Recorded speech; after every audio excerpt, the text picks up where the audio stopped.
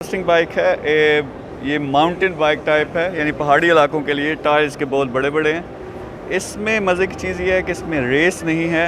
आप प्लस का बटन यहाँ पे दबाते हो और जब आप पैडल चलाते हो तो ये खुद ब खुद तेज़ होती है, यानी आपको पैडल मारने की ज़रूरत नहीं। तो बड़ी ज़बरदस्त चीज़ है, मैं इसको ट्राई भी करता हूँ।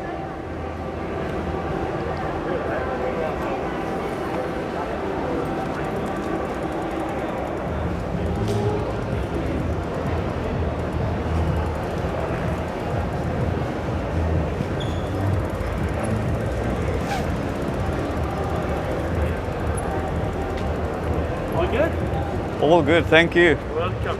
So really nice. It is, right? Thank you very much. So you just press the pedal and it goes. Exactly. Thank you very much. quick. तो मज़े की चीज़ है ये। इसमें माउंटेन बाइक है, यानी आप पैडल मारते हो। इसमें रेस नहीं है, जो हमारी बाइक है उसके डिफरेंट है। सिर्फ आप पैडल चलाओगे तो ये खुद ब खुद तेज़ होती जाएगी।